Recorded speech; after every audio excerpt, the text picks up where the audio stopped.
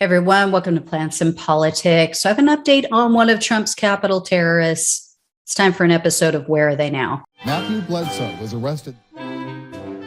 Patrick Montgomery was in court. Jonathan Manapa will stay in federal custody. No, I don't take responsibility at all.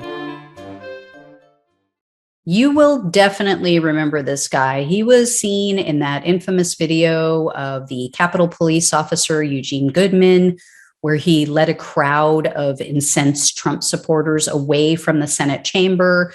He probably saved senators' lives that day. And at the front of that crazed group was Q-Loon Doug Jensen. He's a 41-year-old Iowa resident. He was seen chasing Officer Goodman up the steps, and he was wearing a Q t-shirt and a black beanie. And according to the FBI, Jensen was allegedly carrying a knife in his pocket on January 6th. So we're lucky that he didn't use it.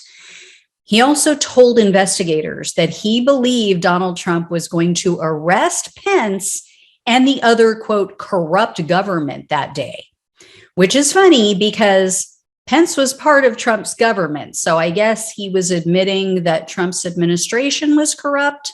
Not that it wasn't. I guess we agree. So anyway, Jensen also allegedly asked the FBI, quote, "Am I being duped? Can you guys let me in on that if you know those arrests are real?"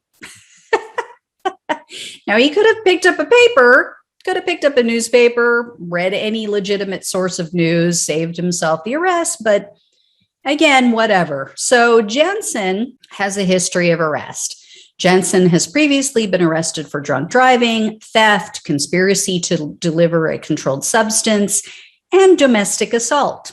I know, you guys are always shocked to hear that one of Trump's capital terrorists has a history of violence and crime. I know. Anyway, so Jensen was facing over 10 years in prison for his actions on January 6th. And his charges include civil disorder, resisting officers, entering a restricted building, 2 counts of disorderly conduct, and 1 count of demonstrating in a Capitol building. But he was in negotiation with the prosecutors to obtain a plea deal.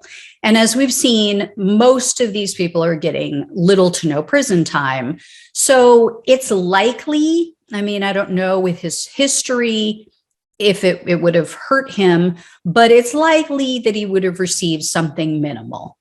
And Jensen was claiming he was a changed man. He told prosecutors he no longer believed in QAnon or other conspiracy theories. He was going to fly straight, he's going to step up, do the right thing. But as we've seen with these insurrectionists, most are not all that bright. They lack self-control. They don't believe that rules apply to them. So, of course, Jensen broke the rules of his pretrial release. And what got him in trouble was another election fraud conspiracy event, courtesy of loony Mike Lindell. Jensen was caught watching Lindell's so-called cyber symposium, and one of the conditions of his pretrial release was that he was not allowed to be on the internet for any reason. So Jensen tried to blow it off. He tried to compare it to a drug relapse. The prosecutors weren't buying it. They told the judge, quote, "There is no chemical dependency here." The judge agreed, and the judge said that Jensen remains a threat to the community and that he's unlikely to abide by any release conditions imposed. So marshals took him into custody and they put him back in jail, where he will remain until he either agrees to a plea deal or until he goes to trial.